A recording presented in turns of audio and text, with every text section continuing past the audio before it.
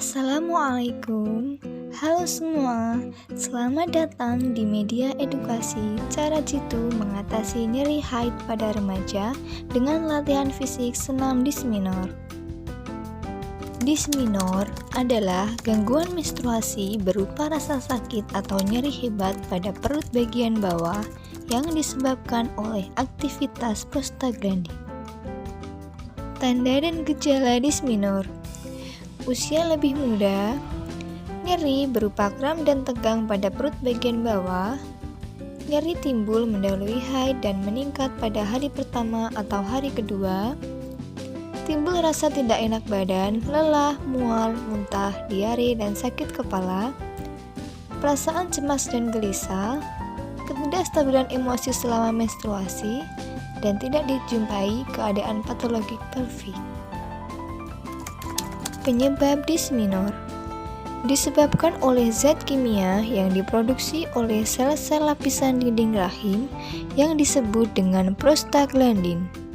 Semakin tinggi kadar prostaglandin, maka kontraksi uterus akan semakin kuat, sehingga rasa nyeri yang dirasakan juga semakin kuat. Gejala dysmenorrhea sangat beragam, yaitu rasa nyeri di perut bagian bawah, mual, pusing, bahkan pingsan. Dysmenorrhea berdampak sangat besar bagi siswi, yaitu mengganggu kegiatan belajar di sekolah dan kehidupan berkeluarga. Maka dari itu, kita dapat menggunakan terapi alternatif latihan fisik senam dysmenorrhea untuk mengurangi kadar prostaglandin, sehingga rasa nyeri pada saat haid dapat berkurang. Pengertian senam dysmenorrhea: senam dysmenorrhea adalah salah satu teknik untuk memberikan kondisi nyaman dan rileks pada remaja yang sedang mengalami dysmenorrhea. Tujuan senam dysmenorrhea: mampu meningkatkan produksi hormon endorfin yang mampu menghilangkan rasa sakit alami dalam tubuh dan meningkatkan kadar serotonin. Manfaat senam dysmenorrhea: dapat menghasilkan hormon endorfin, yang mana hormon tersebut merupakan neuropeptid yang dihasilkan tubuh pada saat rileks dan tenang. Maka pada saat tubuh sudah rileks dan tenang, akan menurunkan prostaglandin, sehingga rasa nyeri akan berkurang. Alat dan bahan yang digunakan pada saat senam dysmenorrhea adalah matras dan bola. Waktu pelaksanaan: waktu pelaksanaan senam dysmenorrhea yaitu 20-30 menit. Senam dysmenorrhea dilakukan sebanyak 3 kali, yaitu pada hari ketiga, hari kedua, dan hari pertama sebelum menstruasi.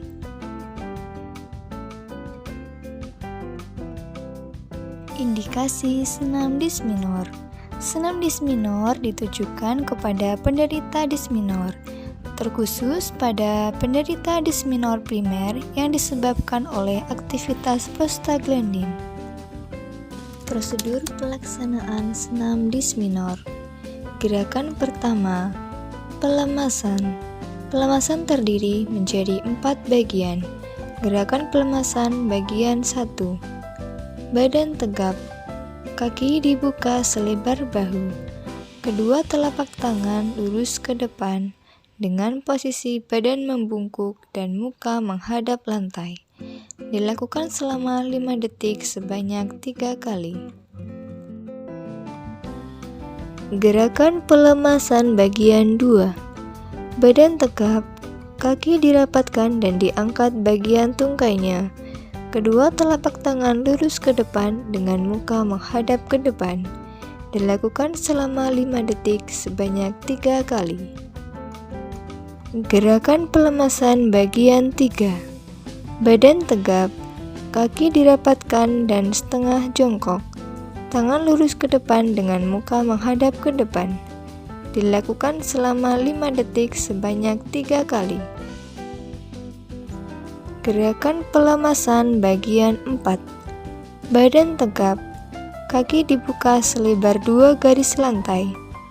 Lalu letakkan tangan di atas kaki kiri dan arahkan tangan kanan ke atas atau sejajar dengan tangan kiri. Dilakukan selama 5 detik sebanyak 3 kali.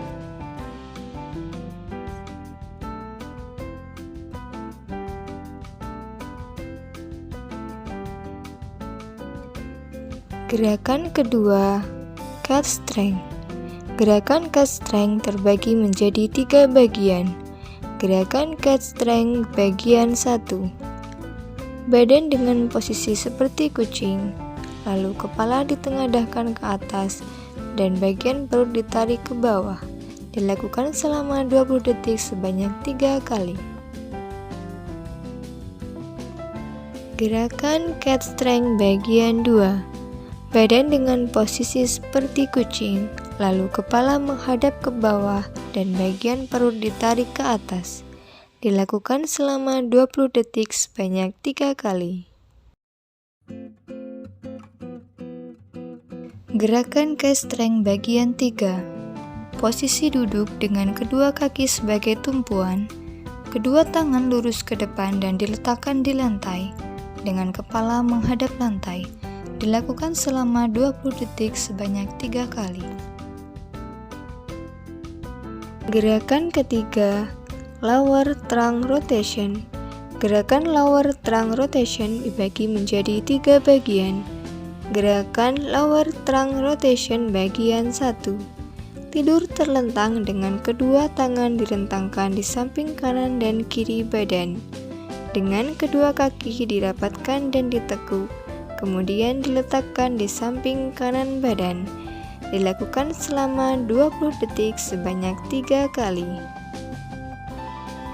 Gerakan lower trunk rotation bagian 2. Tidur terlentang dengan kedua tangan direntangkan di samping kanan dan kiri badan. Dengan kedua kaki dirapatkan dan ditekuk, kemudian diletakkan di samping kiri badan.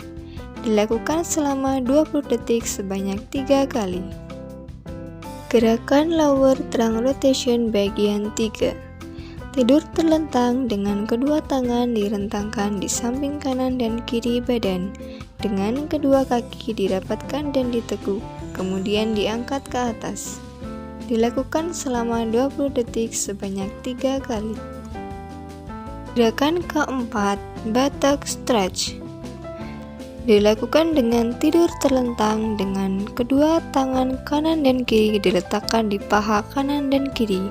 Kedua kaki ditekuk dan dibuka di samping kanan dan kiri badan, serta diangkat ke atas seperti posisi orang melahirkan secara normal. Dilakukan selama 20 detik sebanyak 3 kali. Gerakan kelima, gerakan curl up. Dilakukan dengan posisi tidur terlentang, dengan kedua tangan menjadi alas kepala dan kedua kaki dirapatkan, lalu telapak kaki ditarik mendekat ke arah tubuh. Dilakukan selama 20 detik sebanyak 3 kali. Gerakan 6, lower abdominal strength. Gerakan lower abdominal strength dibagi menjadi 2 bagian. Gerakan lower abdominal strength bagian 1. Posisi badan terlentang dengan kedua tangan diletakkan di samping kanan dan kiri badan. Kemudian kedua kaki disatukan dengan posisi kaki menggantung dan menggapit pula. Dilakukan selama 10 detik sebanyak 15 kali. Gerakan lower abdominal strength bagian 2. Posisi badan terlentang dengan kedua tangan diletakkan di samping kanan dan kiri badan, dan kedua kaki disatukan dengan posisi kaki mengapit bola dan diangkat ke atas. Dilakukan selama 10 detik sebanyak 15 kali. Gerakan ketujuh, pelvic bridging. Dilakukan dengan posisi badan terlentang dengan kedua tangan diletakkan di samping kanan dan kiri badan. Dengan posisi kedua kaki rapat dan telapak kaki ditarik mendekat badan, serta panggul diangkat setinggi 1 jengkal tangan. Dilakukan selama 20 detik sebanyak 3 kali.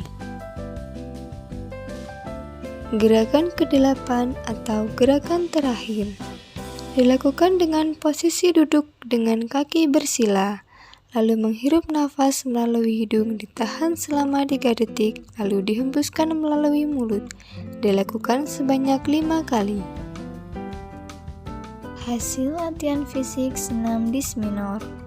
Setelah dilakukan senam dis minor, mendapatkan hasil bahwa bisa menurunkan intensitas nyeri haid jika dilakukan dengan cara yang benar.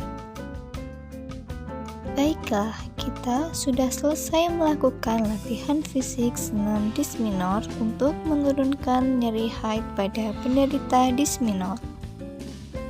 Dengan dibuatnya media latihan fisik senam dis minor ini, saya berharap bagi perempuan khususnya remaja penderita dis minor bisa melakukan latihan fisik senam dis minor ini secara mandiri di rumah sebagai upaya untuk menurunkan nyeri haid pada penderita dis minor. Itulah yang dapat saya sampaikan tentang cara jitu mengatasi nyeri haid pada remaja yang mengalami dis minor dengan menggunakan latihan fisik senam dis minor. Semoga bermanfaat. Wassalamualaikum warahmatullahi wabarakatuh.